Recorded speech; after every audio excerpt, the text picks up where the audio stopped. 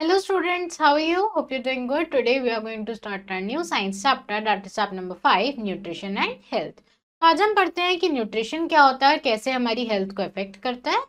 तो chapter number 5, nutrition and health. तो इस चैप्टर में हम पढ़ेंगे components of food, balance diet और diseases. Put the following food items into the correct column. तो आपको ये फूड आइटम्स करेक्ट कॉलम में फिल करने हैं. तो यहाँ पर कार्ब्स कौन कौन से होते हैं? कार्ब्स यहाँ पर है राइस, ब्रेड और हमारे कार्ब्स आते हैं फ्रूट्स.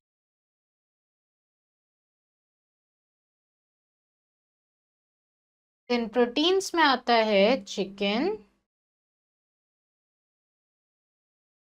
मिल्क, देन दाल. फाइन. नेक्स्ट आता है हमारा फैट, जिसमें आता है क्रीम, बटर, ऑयल और घी.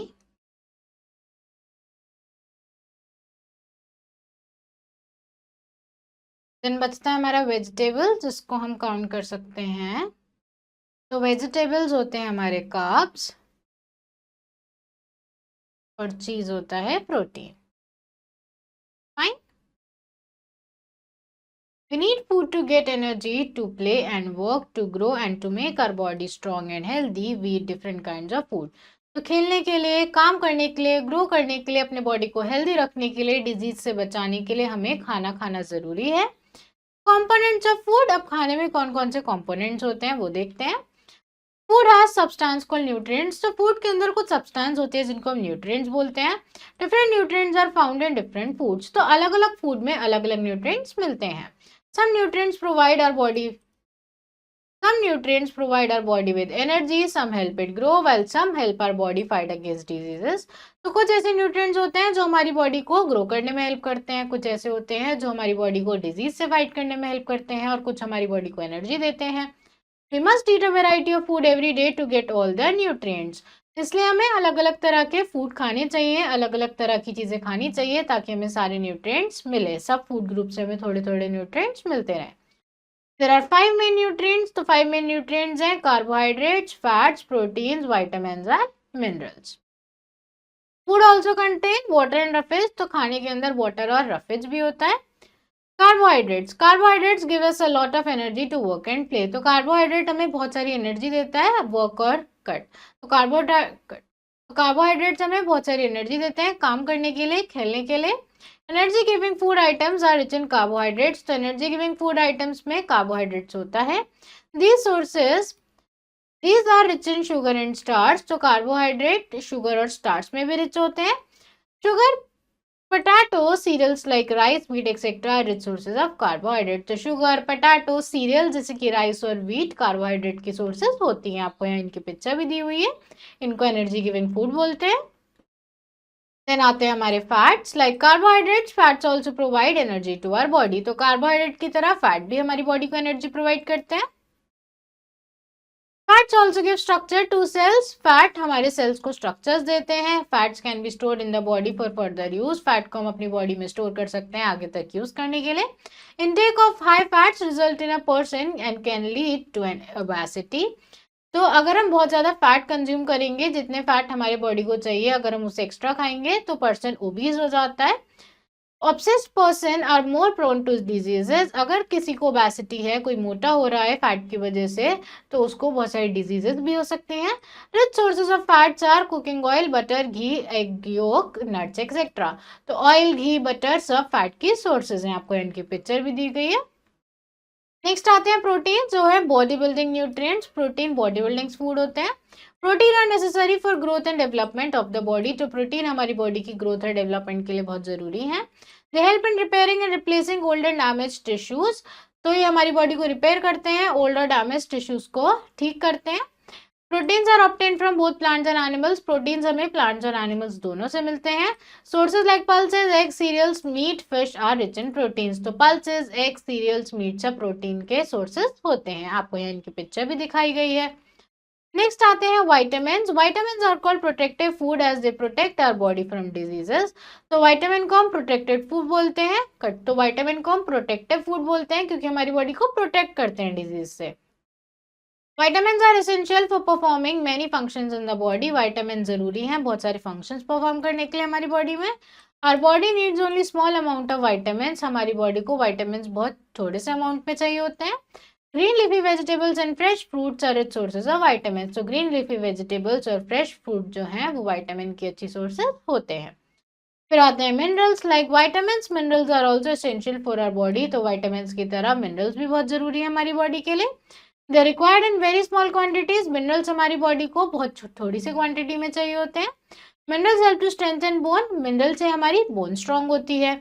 दे are needed for or they are needed by our body for proper growth. हमारी बॉडी को चाहिए होते हैं प्रॉपर ग्रोथ के लिए। The rich sources of minerals are fruits, green leafy vegetables, whole grain, cereal, jaggery and milk. तो green leafy vegetables, fruit, jaggery और milk सब मिनरल की सोर्सेज हैं। नेक्स्ट आता है water. Water is important for many chemical reaction in the body. तो हमारी body के अंदर बहुत सारे रिएक्शंस होते हैं जिनको हम केमिकल रिएक्शंस बोलते हैं। तो उन रिएक्शंस के लिए पानी बहुत जरूरी है। In fact every cell in the body must be bathed in water. यानी कि हमारी बॉडी में जितने भी सेल हैं उनको पानी से नहाना पड़ता है। यानी कि हमारी बॉडी में जितने भी सेल हैं उनको पानी चाहिए होता है। मतलब एक तरीके से जैसे हमें नहाने के लिए पानी चाहिए होता है, ऐसे हर सेल को नहाने के लिए पानी चाहिए होता है। Water also help the body to get rid of waste in the form of urine and sweat. तो वाटर से हमारी बॉडी के वेस्ट भी बाहर आते हैं यूरिन और स्वेट के फॉर्म में जब हमें पसीना आता है। It helps to maintain body temperature. पानी की वजह से हमारी बॉडी का टेम्परेचर मेंटेन रहता है। Water makes up about 70% of an adult body weight. और हमारा जितना भी बॉडी वेट है उसमें से 70% वेट जो है वो पानी का होता है। Next is roughage. Roughage is present in fruits, vegetables and in outer cover of grains. तो रफेज फ्रूट्स, वेजिटेबल्स में होता है और जो ग्रेन्स के बाहर के हिस्सा होता है, छिलका होता है, उस पे भी होता है। Roughage are the fibrous fruit. तो रफेज में बहुत ज्यादा फाइबर होता है इसलिए इनको फाइब्रस फ्रूट बोलते हैं। They are important part of the food. ये फूड का बहुत इंपॉर्टेंट पार्ट है। It helps us get rid of the undigested food easily and retain water in our body. इससे हमारी बॉडी का जो वेस्ट फूड है वो बॉडी से बाहर निकल जाता है। हमारी बॉडी में वाटर मेंटेन रहता है। Daliya, broken wheat and salads are best sources of roughage. तो डेलिया जो कि एक ब्रोकन ग्रेन है, डेलिया जो कि एक ब्रोकन व्हीट है और जो सैलेड है वो रफेज की बहुत अच्छी सोर्सेज होते हैं। फिर आता है हमारा बैलेंस डाइट। बैलेंस डाइट क्या होता है? A balance diet is a diet that contains sufficient amount of different components of food like carbohydrates, fats, protein, vitamins, mineral, roughage and water needed for the healthy functioning of our body. तो एक ऐसी diet जिसमें सारे nutrients है, carbs भी हैं, fat भी है, प्रोटीन्स भी है, विटामिन्स, मिनरल्स भी है, रफेज भी है, वाटर भी है, वो भी सही अमाउंट में, ऐसी डाइट को हम बोलेंगे balance diet. A balance diet always maintain balance in our body. अगर हम बैलेंस डाइट लेंगे तो हमारी बॉडी में भी बैलेंस बना रहेगा। A balance body gives high output for any work. अगर हमारी बॉडी बैलेंस रहेगी तो अच्छा आउटपुट मिलेगा काम करने के लिए। Different age groups need different types of food. तो अलग अलग एज ग्रुप को अलग अलग फूड चाहिए होता है। For example growing children need more body building food like vitamin and minerals. जैसे जो बच्चे हैं जो ग्रो कर रहे हैं उनको वाइटामिन और मिनरल्स ज्यादा चाहिए होगा। While older people should eat light food, जबकि बूढ़े लोग हैं उनको हल्का खाना खाना चाहिए। Men और women doing heavy work need more energy rich food। और ऐसे लोग जिनको बहुत काम करना पड़ता है, बहुत थकान वाला काम होता है, उनको एनर्जी रिच फूड खाने चाहिए। फिर आती हैं डिजीजेस यानी बीमारियां। तो disease is a condition when our body does not function normally. तो डिजीज एक ऐसी कंडीशन होती है जिसमें हमारी बॉडी नॉर्मली फंक्शन नहीं करती है। A person suffering from a disease become sick and weak. अगर कोई डिजीज से सफर कर रहा है तो वो सिक हो जाता है, बीमार हो जाता है, वीक दिखने लगता है। There are two main types of diseases. Diseases दो तरह की होती हैं। सबसे पहले communicable diseases. We are surrounded by billions of microbes. तो हमारे आसपास बहुत सारे माइक्रोब्स हैं। अब माइक्रोब्स होते क्या हैं? A microbe is a living organism that is not visible to the naked eyes and can only A microbe is a living organism that is not visible to the naked eyes and can only be seen through a microscope. तो microbe एक ऐसा living organism है जो इतना छोटा है कि हम उसको अपनी आंखों से नहीं देख पाते हैं, हमें उसको माइक्रोस्कोप की हेल्प से देखना पड़ता है। Some microbes can enter our body and can cause diseases. तो कुछ microbes हमारी body में आ सकते हैं, हमें बीमार कर सकते हैं. These are known as germs और ऐसे microbes को हम germs बोलते हैं. These diseases are caused by germs which can spread from one person to another. तो बीमारियां एक इंसान से दूसरे इंसान में फैल सकती हैं. Such diseases are called communicable disease or infectious disease. ऐसी disease को हम communicable disease या infectious disease बोलते हैं. There are different kinds of germs. तो germs अलग अलग तरीके के होते हैं. जैसे कि protozoa causes disease like protozoa कौन कौन सी डिजीज कॉज करता है? मलेरिया, अमेबिक डिसेंट्री और काला आजार. बैक्टीरिया कौन कौन सी डिजीज कॉज करते हैं? वो कॉज करते हैं निमोनिया, टाइफाइड, ट्यूबरकुलोसिस, कोलेरा और डायरिया. वायरसेस कौन कौन सी डिजीज कॉज करते हैं? ये कॉज करते हैं common cold, flu, chicken pox, polio, measles और एड्स. फंजाई कौन कौन सी डिजीज कॉज करते हैं? कॉज करते हैं इन्फेक्शन जैसे कि स्किन, आई और हेयर के. आपको यहाँ इन माइक्रोब्स की पिक्चर भी दी गई है, जैसे कि प्रोटोजोआ कैसे दिखता है, बैक्टीरिया कैसे दिखता है, वायरस कैसे दिखता है, फंजाई कैसे दिखता है. अब knowledge on many good microbes are also found in our surroundings. Curd is full of good microbes. तो बहुत सारे गुड माइक्रोब्स हैं, अच्छे माइक्रो ऑर्गेनिज्म भी है जो हमारी बॉडी के लिए अच्छे हैं. जैसे दही में बहुत सारे अच्छे माइक्रो ऑर्गेनिजम्स होते हैं. How do communicable diseases spread? अब कम्युनिकेबल डिजीजेस फैलती कैसी है? कम्युनिकेबल डिजीज वो डिजीज है जो एक इंसान से दूसरे इंसान में फैलती है, पर कैसे फैलती है वो देखते हैं. Communicable disease pass from one person to another to different modes. तो इनके ट्रांसफर के अलग अलग मोड्स होते हैं. जैसे कि एयर हवा से भी फैल जाती है. When a sick person coughs और sneezes germs are released into air. तो जब एक बीमार इंसान खांसता है, छींक मारकर, जब बीमार इंसान खांसता है, छींकता है, तो उसके जो जर्म्स हैं वो एयर में आ जाते हैं. If a healthy person inhales the air, germs can enter the body and cause diseases. अगर कोई हेल्दी इंसान ऐसी एयर ब्रीथ कर ले जिसमें वो जर्म्स आ गए हैं, तो उसको भी वो डिजीज हो जाती है. Hence it is necessary to cover our mouth and nose while coughing or sneezing. इसलिए खांसते वक्त, छींकते वक्त हमें अपने नोज को और माउथ को कवर करना चाहिए. नेक्स्ट इज इन्फेक्टेड फूड और water. Sometimes food and water may be infected by germs. कई बार खाने में, पानी में जर्म्स हो सकते हैं. Flies carry germs. जो फ्लाइज होती हैं, हाउस फ्लाइज होती हैं, वो भी जर्म्स कैरी करती हैं. When they sit on our food they pass the germs on to it. जब भी हमारे खाने पर बैठ जाती हैं, कई बार हमारे खाने पर मक्खी आके बैठ जाती है, तो जो फ्लाइज के ऊपर जर्म्स है वो हमारे खाने में आ जाते हैं. When we eat this infected food, we fall sick. जब हम ये इन्फेक्टेड फूड खाते हैं तो हम बीमार पड़ जाते हैं. Impure water contains germs. अगर पानी impure है तो उसके अंदर भी जर्म्स होंगे. Drinking this water can make us sick. और ऐसा पानी पीने से हम बीमार पड़ सकते हैं. Disease such as cholera, typhoid, jaundice and diarrhea are spread by infected food and water. तो cholera, typhoid और jaundice जैसी डिजीज ऐसे वाटर से और पानी से फैलती है. नेक्स्ट आता है insects. Insects sit on dirty things and germs get attached to their bodies. तो इंसेक्ट गंदी चीजों पर बैठते हैं, जर्म्स उनकी बॉडी पर अटैच हो जाते हैं. Disease causing germs are then injected into our body when an insect bites a healthy person. और ये डिजीज वाले जर्म्स हमारी बॉडी के अंदर आ जाते हैं जब कोई इंसेक्ट हमें बाइट कर लेता है. Mosquitoes are common carriers of germ. तो मच्छर कॉमन कैरियर्स हैं जर्म्स के. Disease such as malaria, dengue etcetera are caused by mosquito. तो डेंगू, मलेरिया जैसी डिजीज मॉस्किटो से होती हैं. Direct contact. The clothing and other articles used by a sick person may be infected. तो कोई बीमार इंसान है, जो वो कपड़े यूज कर रहा है, जो वो सामान यूज कर रहा है, उसमें इन्फेक्शन हो सकता है. When a healthy person comes in contact with these items, germs can enter the body. जब कोई हेल्दी इंसान इन आइटम्स कॉन्टैक्ट में आ जाए तो जर्म उसकी बॉडी में जा सकते हैं.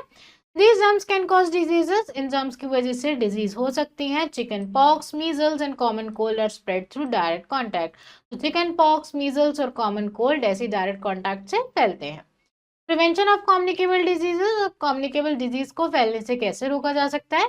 Communicable diseases are contagious but can be prevented if we follow some basic guidelines. तो कम्युनिकेबल डिजीज वैसे तो इजीली फैलते हैं, पर अगर हम कुछ बेसिक चीजें फॉलो करें तो हम उनको फैलने से रोक सकते हैं. Keep your self and surroundings clean. अपने आप को साफ रखो, अपने आसपास की जगह को साफ रखो.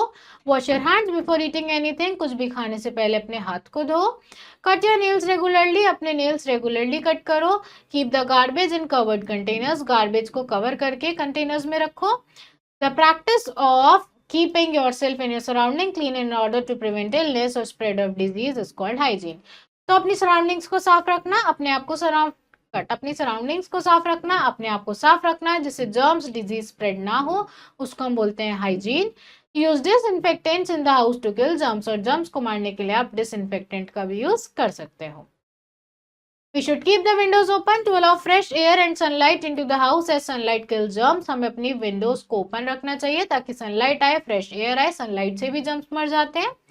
We should make sure that the water does not collect in one place. हमें ध्यान रखना चाहिए कि एक जगह पर पानी इकट्ठा ना हो. मॉस्किटोज ब्रीड इन स्टेगनेंट वाटर. स्टेगनेंट वाटर यानी रुका हुआ पानी, ऐसी जगह पर मॉस्किटोज ब्रीड करने लगते हैं. By avoiding accumulation of water, we can prevent breeding of mosquitoes. We should use mosquito repellents and nets to keep the flies away. पानी इकट्ठा नहीं होगा, वहां पर मच्छर इकट्ठे नहीं होंगे, और अगर मच्छर हैं भी तो हमें मॉस्किटो नेट्स का या मॉस्किटो रेपेलेंट्स का यूज अपने घरों में करना चाहिए. We should avoid consuming outside food or water as it could be contaminated. तो हमें बाहर का खाना और पानी नहीं पीना चाहिए क्योंकि हो सकता है कि वो contaminated हो.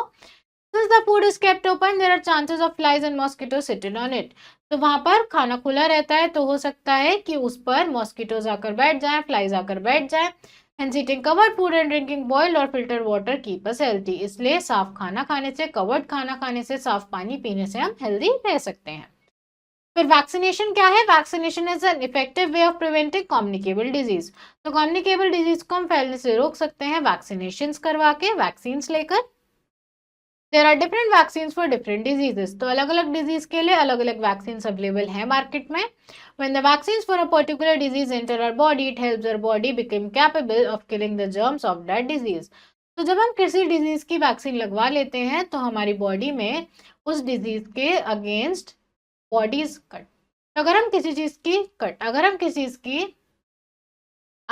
डिजीज की वैक्सीन लगवा लेते हैं तो हमारी बॉडी में उसके खिलाफ एंटीबॉडीज बनना चालू हो जाती हैं. अगर वो फ्यूचर में जर्म्स हमारी बॉडी में आएंगे तो उससे हमारी बॉडी फाइट कर लेगी. तो we develop resistance to that disease. तो हम उस डिजीज से रेजिस्टेंस डेवलप कर लेते हैं, वो बीमारी हमें नहीं होती है. Vaccines are available for many diseases such as polio, measles, chickenpox and whooping cough. तो पोलियो, मीजल, चिकनपॉक्स और whooping cough के लिए वैक्सीन अवेलेबल होती हैं. नॉन कम्युनिकेबल डिजीज, ऐसी डिजीज जो एक दूसरे से नहीं फैलती है, नॉन कम्युनिकेबल है. These disease cannot be passed from one person to another. These are caused due to lack of nutrients in the diet and are also called deficiency diseases. तो ये एक इंसान से दूसरे इंसान में तो नहीं फैलती है, ये होती है हमारे शरीर में किसी न्यूट्रिएंट की कमी से. तो ये कमी से होती है, इसलिए हम इसको डेफिशिएंसी डिजीजेस भी बोलते हैं. Marasmus, kwashiorkor, night blindness, rickets, beri anaemia deficiency diseases. तो मार्समस, क्वाशियोरकर, अनीमिया कुछ डेफिशिएंसी डिजीजेस हैं. The cause of some common diseases are. इन कुछ डिजीजेस के कॉमन कॉजेस क्या हैं? जैसे मार्शमस और क्वाशियोरकर होती हैं लैक ऑफ प्रोटीन्स और कार्बोहाइड्रेट्स इन द डाइट, यानी जब हमारी डाइट में प्रोटीन्स और कार्ब्स नहीं होते हैं. नाइट ब्लाइंडनेस होती है विटामिन ए की डेफिशिएंसी से. बेरी होती है विटामिन बी की डेफिशिएंसी से. स्कर्वी होती है due to lack of vitamin C, यानी कि विटामिन सी की कमी से. रिकेट्स होती हैं विटामिन डी की कमी से. ग्वाइटर होता है आयोडीन की कमी से. और एनीमिया होता है due to deficiency of iron in the food, जब हमारे खाने में आयरन की कमी होती है. In anaemia haemoglobin in the blood become less. Anaemia में हमारी बॉडी का हीमोग्लोबिन कम हो जाता है. आपको यहाँ अलग अलग डिजीज दिखाई हुई है, अलग अलग डिजीज के क्या सिम्टम्स होते हैं.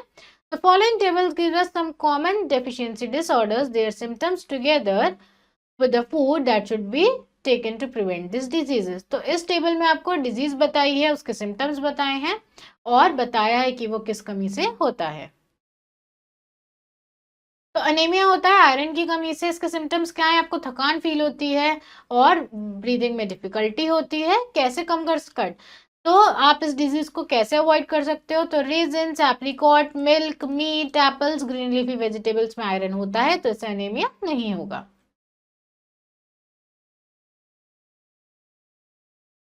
फिर आता है नाइट ब्लाइंडनेस, जो कि विटामिन ए की डेफिशिएंसी से होता है. इसमें आपको रात में या फिर कम लाइट में नहीं दिखता है.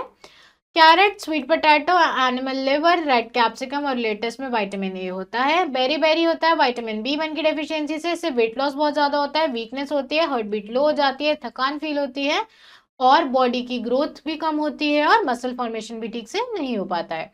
Bean, cereals, peas, fish, nuts और वाटरमेलन में विटामिन B1 होता है.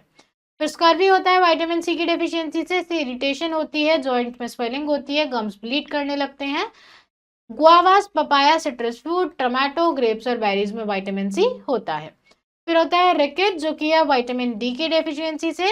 इससे हमारी बोन सॉफ्ट हो जाती हैं, वीक हो जाती हैं। Cod liver oil, fish, milk, dairy products, eggs, mushroom और स्पिनच में विटामिन डी होता है। वाइटर जो है वो आयोडीन की डेफिशिएंसी से होता है। इससे हमें खाना निगलने में प्रॉब्लम होती है, थकान होती है, वेट बढ़ जाता है और नेक में सूजन आने लगती है। आयोडाइज सॉल्ट, नमक में, milk, boiled egg, strawberries, yogurt और बेक पोटैटोज में आयोडीन होता है। Now lesson at a glance, अब तक हमने जो भी पढ़ा उसे रिवाइज कर लेते हैं। तो हमें खाना चाहिए खेलने के लिए, काम करने के लिए, ग्रो करने के लिए और अपनी बॉडी को स्ट्रॉन्ग और हेल्दी बनाने के लिए। कार्बोहाइड्रेट्स और फैट्स हमें एनर्जी देते हैं, प्रोटीन हमारी ग्रोथ में हेल्प करते हैं, विटामिन और मिनरल्स हमें डिजीज से बचाते हैं। रफेज और वाटर हमें जिंदा रहने में हेल्प करते हैं, हेल्दी लाइफ लीड करने में हेल्प करते हैं। हमारी बॉडी को बैलेंस डाइट चाहिए हेल्दी रहने के लिए। कम्युनिकेबल डिजीज स्प्रेड होती है air, water, infected food, insects और डायरेक्ट कॉन्टैक्ट से। वैक्सीनेशन क्या है? एक इफेक्टिव वे है कम्युनिकेबल डिजीज को प्रिवेंट करने का। लैक ऑफ न्यूट्रिएंट, अगर डाइट में न्यूट्रिएंट्स कम होंगे तो नॉन कम्युनिकेबल डिजीज हो सकती है और हम इनको प्रिवेंट कर सकते हैं सफिशिएंट क्वांटिटी में नेसेसरी न्यूट्रिएंट्स लेकर। Fine. Next is exercise. Energy giving food items are rich in proteins, minerals या कार्बोहाइड्रेट्स। तो answer is carbohydrates. Fat gives us more energy than, fat हमें किससे ज्यादा एनर्जी देता है? विटामिन, मिनरल्स या कार्बोहाइड्रेट्स। तो कार्बोहाइड्रेट से। Which of the following is a good source of vitamin C, इनमें से विटामिन सी की सोर्स कौन सी है? घी, पल्सेस या आंवला। तो आंसर इज आंवला। Dash help in digestion of food, हमारे खाने को डाइजेस्ट करने में कौन हेल्प करता है? फैट्स, मिनरल्स या रफेज। तो answer is roughage. Which living agent which living agent can cause communicable diseases, कौन सा living agent communicable disease cause करता है? Virus, fungi, iodine. तो answer is virus. Dash is an effective way of preventing communicable diseases, vaccination, appetiser या both A and B. तो vaccination से हम communicable disease को प्रिवेंट कर सकते हैं। Anaemia is caused due to deficiency of, anaemia किसकी डेफिशिएंसी से होता है? आयोडीन, आयरन या विटामिन डी। तो एनीमिया होता है आयरन की डेफिशिएंसी से। फिर आता है हमारे fill in the blanks. Different foods have different nutrients. Dash gives a lot of energy to work and play. So answer is carbohydrates. Dash are essential for performing main functions in the body. So answer is vitamins. Dash are called bodybuilding foods. Dash are called bodybuilding foods. The answer is proteins. A dash always maintains balance in our body. The answer is balanced diet. Dash are diseases that cannot be passed from one person to another. The answer is non-communicable.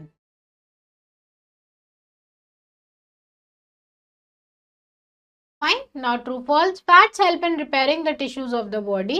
This is false. Water helps to maintain our body temperature. This is true. Deficiency disease are caused by vitamins and minerals in our food. This is false. Disease causing microbes are called germs. This is true. Deficiency diseases are transferred from one person to another. This is false. Next is match the following. Anemia. Anaemia होता है iron की deficiency से, night blindness होती है vitamin A की deficiency से, scurvy होती है विटामिन सी की डेफिशिएंसी से, रिकेट्स होते हैं